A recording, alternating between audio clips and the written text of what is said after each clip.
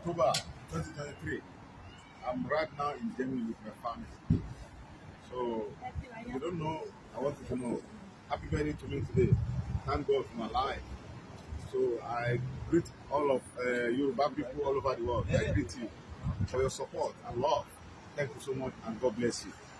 I very appreciate all Yoruba people all over the world for your support and love. God bless you. Today is 10 October 2023. I'm right now in Germany with my family. Mo dúpẹ́ lọ gbogbo ọmọ Yorùbá káàkiri ayé.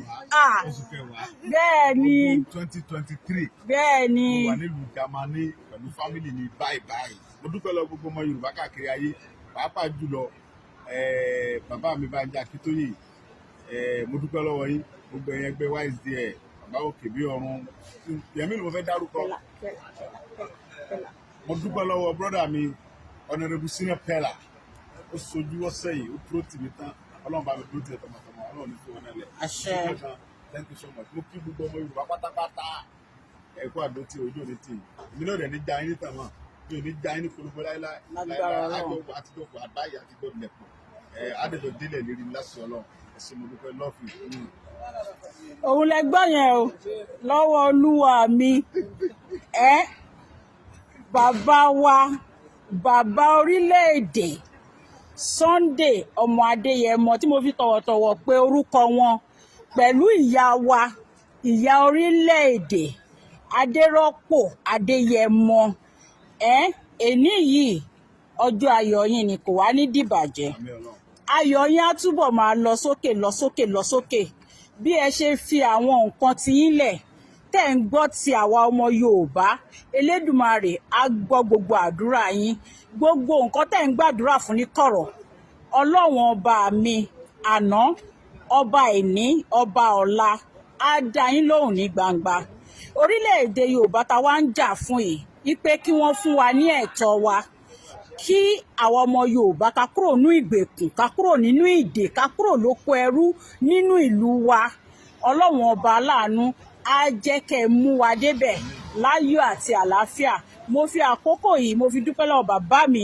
Professor Adébánjí Akíntóyè bàbá rere ojú ẹ̀mí yín báyìí lẹ máa fi kó wa wọ ilẹ̀ òmìnira yẹn a ní dúró ìṣẹ́jú kan fún yín lọ́jọ́ yẹn láìpẹ́ láì jìnà bàbá a máa gbégbá ọpẹ́ a máa jójú ayọ̀ tó ju eléyìí tá à ń ṣe lénìí fún májàsọ́lá lọ gbogbo ẹnu ọpẹ́ wa lọ́dọ̀ Elédùmarè kò ní dìbàjẹ́ kò ní kan lágbára Èdùmarè májàsọ́lá Ìgbòho òòṣà owó baba Dámì owó baba Yọ̀mídé ọkọ Adérọ́pò ọkọ Tóyọ̀sí in fact mo bá yín yọ̀ o inú mi dùn tán bá gbé tírélà sí ọkàn mi bá wọn máa yọ̀ lọ ní gẹ̀ẹ́rẹ̀ irú ọjọ́ ìní ìpò ṣojú ẹ̀mí mi irú ọjọ́ ìní ìpè mi tí ìtẹ̀lé àwọn 2x2 àbí 4x4 náà ń pè wọ́n irú ọjọ́ ìní yìí pé mo dúró tán mo yìí wà lẹ́yìn bàbá mi àti lẹ́yìn ìyá mi in fact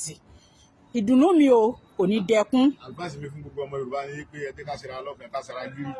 Bẹ́ẹ̀ni. Múra tán ẹ má jẹ́ ká bẹ̀rù gbogbo nǹkan tó bá ṣẹlẹ̀ ṣẹ̀dá aláyé pẹ̀lú àkọọ́lẹ̀ ni ẹ má jẹ́ ká gbọ́ tẹ̀lẹ́gàn ká mọ̀ wò sẹ́yìn kálukú lè sọ tó bá wù you can say anything you like about me I don't care because Ọlọ́run ló dá mi bẹ́ẹ̀ so ohun tí mo fẹ́ ká múra ni pé ká ṣera lọ́kàn ká múra tán ẹ má jẹ́ ká bẹ̀rù eléyìí tájọ wà lẹ́nu ẹ̀ àṣeyọrí la máa ṣe ń bẹ̀. Àṣẹ.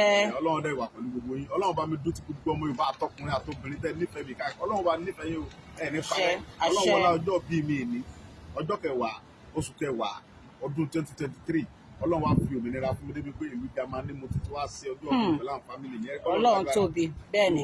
Ìtúsílẹ̀ òmìnira ẹ̀dá ọwọ́ Ọlọ́run ló wà àti wáyé wa ọwọ́ Ọlọ́run ló wà òun lọ́dẹ̀ mú irú ọkẹrẹ tó fi ní awálé ayé Ọlọ́run dédé ní kẹ́yìn wálé ayé lásán fúdì kan ni nǹkan kan dẹ̀ máa ń ṣẹlẹ̀ fúdì kan so mo dúpẹ́ ẹ ṣé.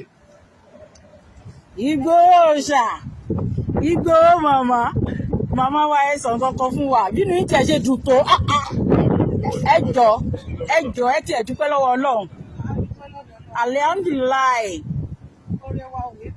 àmì Ọlọ́run my lovely sister in fact Ọlọ́run á túbọ̀ wà pẹ̀lú gbogbo wa